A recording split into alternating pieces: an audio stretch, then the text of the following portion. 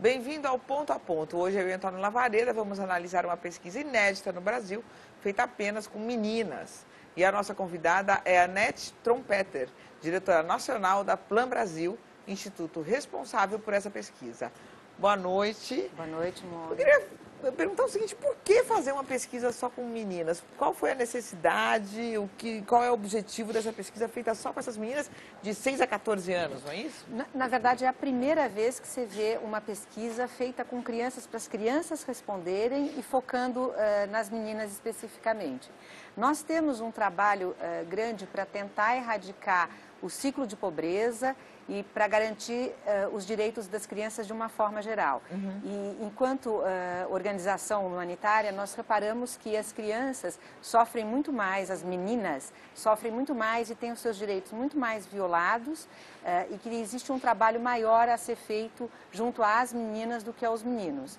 Então, por isso a gente resolveu conduzir essa pesquisa junto às meninas aqui no Brasil.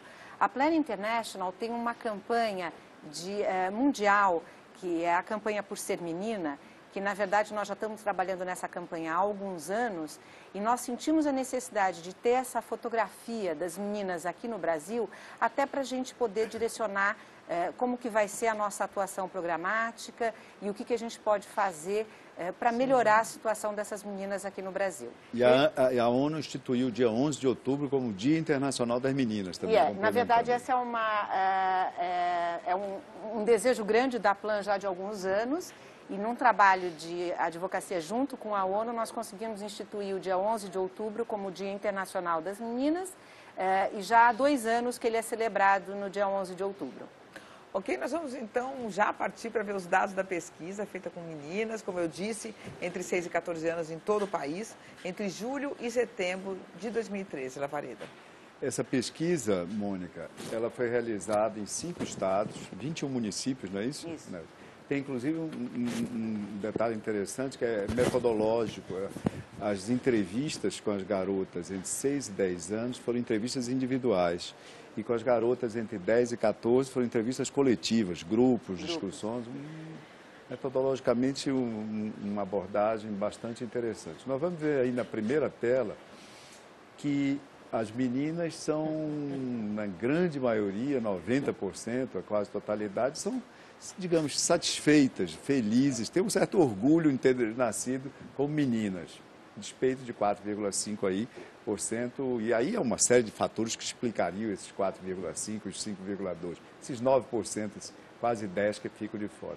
Numa segunda tela, nós vamos ver que as meninas perguntadas se sofrem mais violência pela condição, ou seja, pelo seu sexo, 57,3% dizem que sim, elas conseguem compreender, a despeito da pouca idade, que essa condição sexual lhes é detrimental do ponto de vista da violência a que sofrem ou que estão expostas. Numa outra tela, perguntado sobre habilidades pessoais e coletivas, 72,4% delas, 7 praticamente em cada 10, dizem que os meninos não têm mais poder do que elas, não, pela condição sexual, embora os meninos estejam mais protegidos da violência, como vimos lá atrás. Reconhece, as meninas são mais obedientes, 64%, as meninas têm mais amigas, 61,7%, e as meninas são tão inteligentes quanto os meninos, 6 em cada 10 dessas garotas respondem isso. Alguns fatores, como por exemplo, mais obedientes, mais comportadas, tem a ver, obviamente, com menor taxa de testosterona, isso tem a ver com dados objetivos. Olha, essa pesquisa, em que é que ela ajuda ou já começou a ajudar vocês, a organização de vocês e outras? O que é que ajudou a propor, a construir sugestões de políticas públicas com relação a essa questão, né? Uma vez que essa pesquisa trouxe dados da percepção da garotada do sexo feminino sobre as suas, digamos, condições de vida. Essa é uma boa questão, porque a pesquisa está lidando especificamente com a autopercepção das meninas. Sim. Então, as perguntas que eu faço, elas são invertidas em relação aos percentuais que a gente acabou de ver. Um dos percentuais é que 90% está satisfeita com o fato de ter nascido menina. O ponto que eu levanto é 10% não Pois é, essa estão era a minha satisfeitos. pergunta. Na verdade, Aliás, 4,5%. Desculpa, só introduzindo aí, já prejudicando sua resposta, isso tem a ver também, eventualmente, já com uma primeira intuição de orientação sexual, etc. Por isso que, na verdade, a investigação deveria ser feita. Por que 10% das meninas não estão se aceitando como meninas ou elas estão expressando um desejo de ter nascido com outro gênero? Como a pesquisa levou muito pelas questões de violência, da autoestima, um dos pontos principais que eu acho que tem mostrado nessa pesquisa é a baixa autoestima das meninas.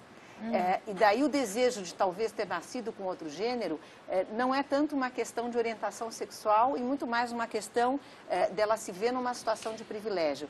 Um dos quadros que mostrou ali da pesquisa mostrou que as meninas, que 60% das meninas se acham tão inteligentes quanto os meninos. Eu vou lhe dizer, o número tinha que ser 100%, porque gênero não é definição de se você é mais inteligente ou menos inteligente. Exatamente, eu também estava indo justamente. E você não deveria se ver como mais inteligente ou menos inteligente simplesmente porque você é uma menina.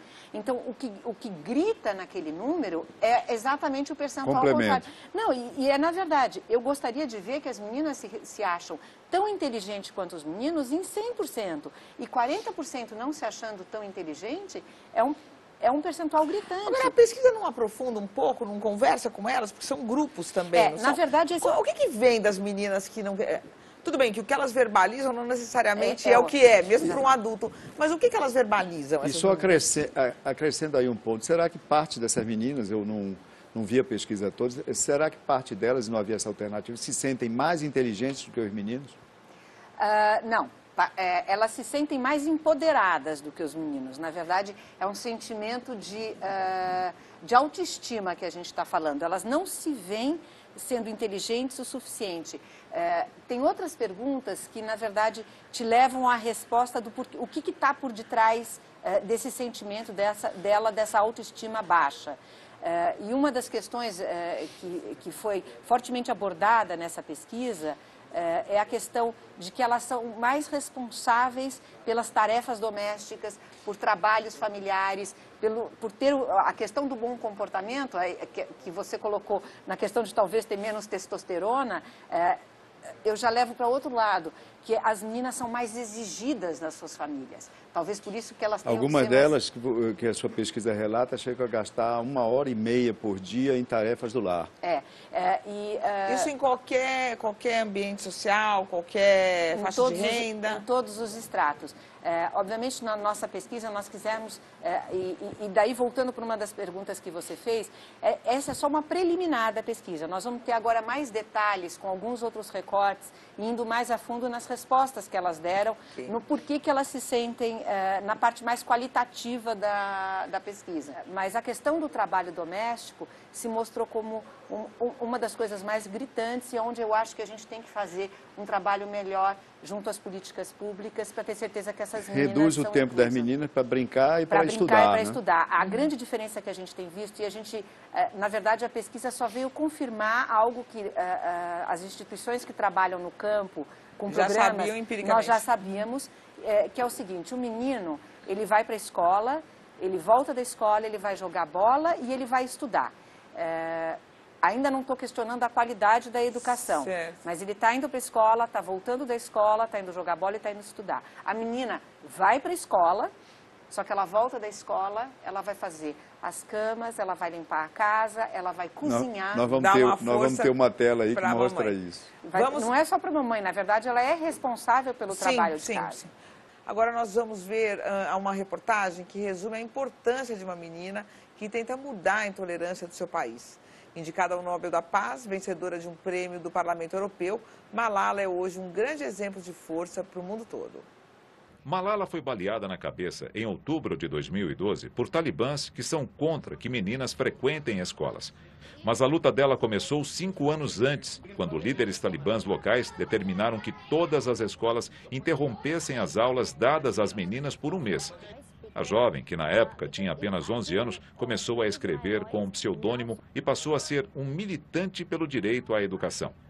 Após o ataque, ela foi levada para tratamento no Reino Unido, onde vive até hoje com o pai.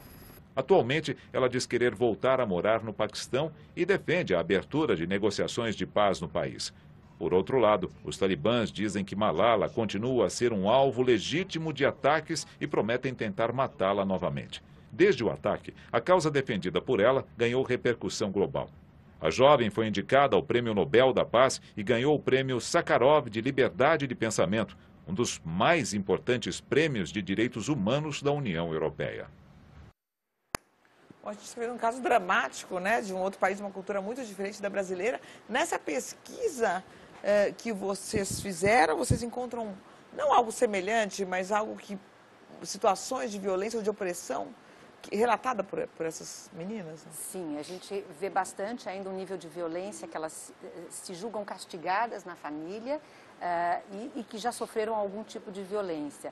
A questão da Malala, quando houve o evento da Malala, foi exatamente na mesma semana do Dia Internacional da Menina.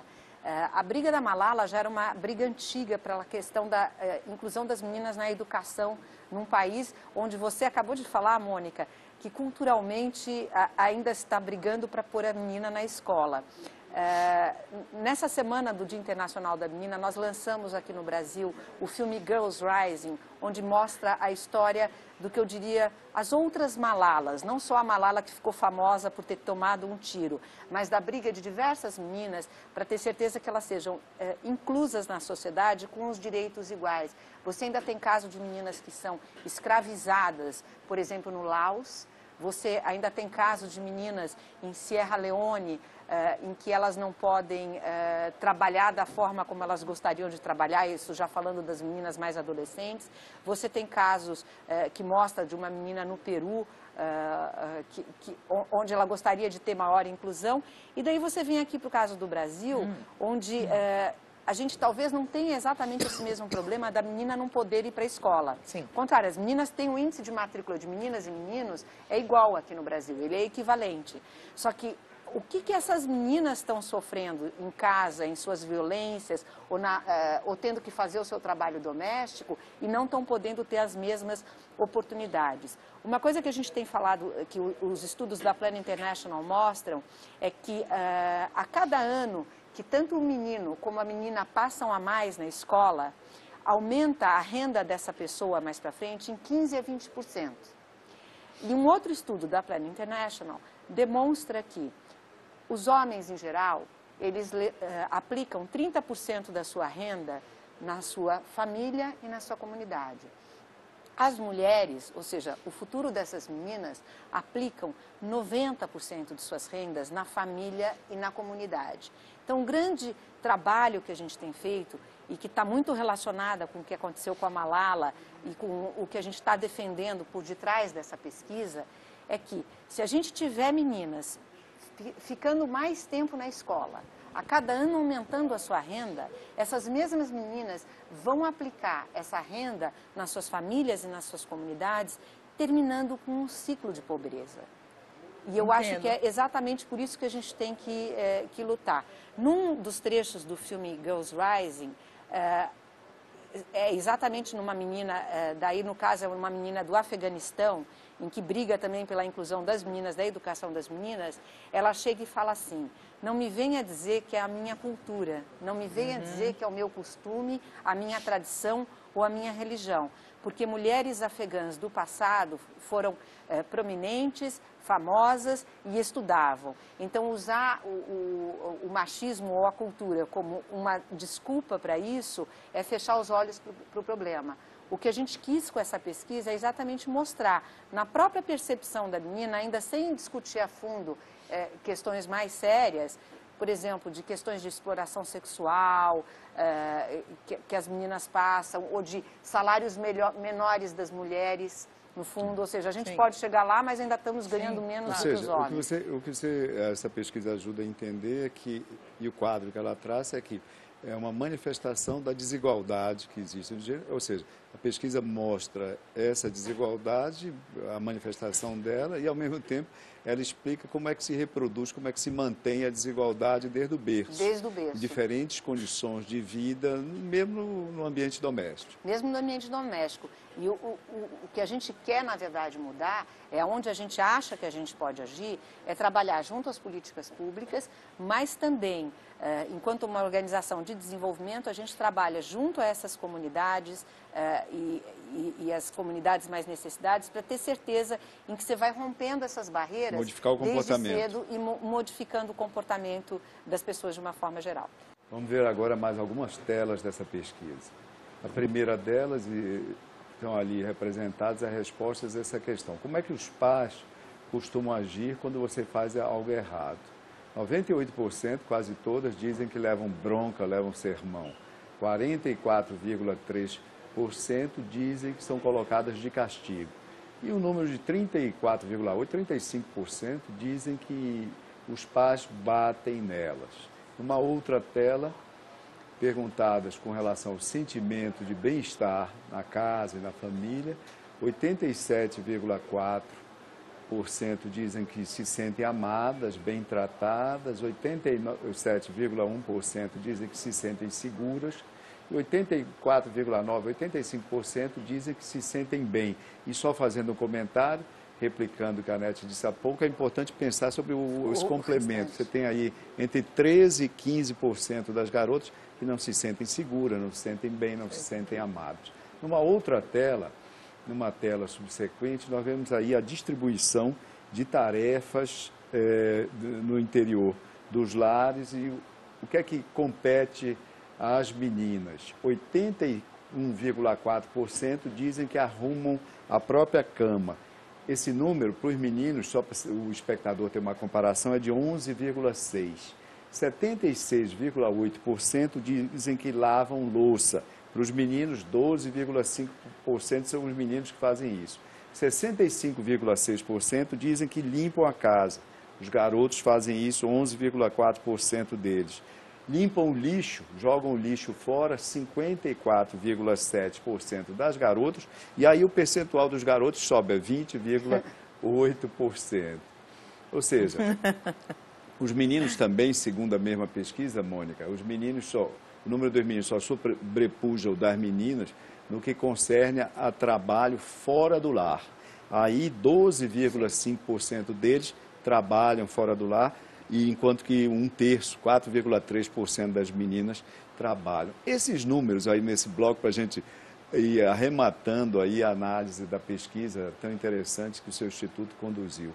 Esses números de ocupação das meninas, ou seja, isso é trabalho doméstico, né? Isso é trabalho doméstico. Qual é a análise mais objetiva que deles pode ser feita? Tem alguns outros números também, por exemplo, e daí não é só aqui no Brasil e não é só nas regiões rurais do Brasil, onde a menina é responsável pela tarefa de ir buscar água. Naquelas casas e nas residências onde não chega água, a menina ela tem a responsabilidade por ir buscar a água. Primeiro, no resultado dessa pesquisa, quando tem essa parte dos meninos em que 11% deles vão trabalhar fora, a gente deveria ter tolerância zero para o trabalho infantil. Sim. Porque nós estamos falando aqui em idades tenras, nós não estamos falando em adolescentes, em final de adolescência, nós estamos falando de crianças. 6 a 14 anos. De 6 até 14 anos. Então, esse percentual é inaceitável de pessoas que estão indo trabalhar fora. O trabalho infantil tem que ser extinto, né? E daí vem uma questão que é bem mais subliminar. A menina ela pode não estar saindo para fazer o trabalho infantil fora, mas ela é a grande responsável dentro da casa dela. Eu ia perguntar, quer dizer, qual que é a linha? Porque eu, como mãe, já fico enchendo a minha filha, dizendo que ela não faz nada em casa, que ela deveria arrumar a sua cama, que ela deveria ter um mínimo de responsabilidade, que ela não tem, que ela tem alguém que faça por ela. Então, o que é? O problema é ser responsável? É ser a responsável, é isso que eu ia dizer. Na verdade, na Plan, a gente diz que o trabalho da ajuda doméstica à mãe, ele Ele é certo, ele é ok. Na verdade, é um processo de aprendizado. Sim. É até para você dar mais responsabilidade para as crianças. Né? Ou seja, aquilo que você colocou um dos dados, que o único que o menino era maior que a menina é que ele ia levar o lixo para fora. Tudo bem, levar o lixo para fora e ajudar a família faz parte. A grande questão é a quantidade de horas que a menina passa trabalhando e a responsabilidade dela que não está sendo só para o trabalho da área dela, arrumar a sua cama. Ela está arrumando a cama dela e a cama do irmão. Tem uma pergunta que mostra que ela arruma a dela, do irmão, provavelmente da mãe, do pai, lava a louça, cozinha. Então, ela está passando horas que deveriam ser passadas brincando, estudando, fazendo o trabalho doméstico. Uma pergunta só para complementar. Será que essa PEC das domésticas, que reduziu na classe média brasileira o número de empregadas domésticas, por motivos óbvios, isso terá aumentado também para a participação ou convocação das meninas para esse trabalho doméstico? Ou até, por um outro lado, botando um contraponto, quer dizer, ela pode ter talvez aumentado para quem não vai ter esse trabalho doméstico à sua disposição o tempo todo, porém, na casa das empregadas domésticas que podem voltar mais cedo às suas casas, porque suas filhas, em geral, ajudam nas suas casas. Então, por um outro lado, ela pode ter um impacto de se diminuir o número de horas que uma menina trabalha. É isso que eu fiquei pensando. Voltando na questão de que a gente estava conversando antes, da instituição do dia 11 de outubro como o Dia Internacional da Menina, na verdade, a Plan começou a trabalhar essa campanha por ser menina há alguns anos atrás, internamente, para a gente ter certeza de que o que a gente quer, na verdade, é que as meninas passem mais tempo na escola e tempo brincando. Então, eu venho aqui a contar como nasceu essa campanha por ser menina. Ela nasceu há alguns anos atrás na visita de uma das diretoras, na verdade, da Plan na Alemanha, visitando um país do Sudeste da Ásia, onde encontrava um grupo de crianças e que você via crianças bem vestidas, você via crianças que estavam voltando da escola e você via uma criança no meio desse grupo que estava mal vestida e que não estava com seus livros de escola. E daí essa diretora perguntou, por que você é diferente das outras crianças? E ela respondeu, porque eu sou uma menina. Ou seja, às vezes a gente não vê a diferença que está sendo dada, porque nós não temos esse olhar de que a menina e o menino deveriam ter um tratamento diferente. Mas, às vezes, é muito aceitável para a menina, dentro dessas comunidades, de que simplesmente elas têm que fazer essas tarefas, elas têm que trabalhar, porque elas são meninas, quando não deveria ser. A gente esquece que a desigualdade dos gêneros começa na maternidade, começa dentro do lar. Começa dentro do lar. E começa elas fazendo esses trabalhos que não deveriam estar fazendo, que elas deveriam estar estudando, deveriam estar na escola. Que é assim que a gente quer romper ciclos de pobreza no mundo inteiro e aqui no Brasil também. Porque, infelizmente, a gente está chegando ao final do nosso programa. Eu estava curiosa para ver mais dados aí da pesquisa, mas a gente vai ter que encerrar. Eu gostaria muito de agradecer a sua presença aqui no Ponto a Ponto. Eu gostaria de entregar para vocês uma lembrança da Plan e da nossa campanha por ser menina. Obrigado. E gostariam que vocês usassem sempre e saber que a cor rosa, pink, não é uma cor só para meninas, ela pode ser para meninas e para meninos. Ok, obrigada. Muito obrigado, Anete Trompeter, pela presença aqui no Ponto a Ponto. E lembrando que você pode assistir todos os nossos programas no site www.bandnewstv.com.br. Muito obrigado pela audiência. E para entrar em contato com a gente, o e-mail é pontoaponto@band.com.br e o nosso Twitter é @pontoapontonews. Muito obrigada pela companhia e até o próximo programa.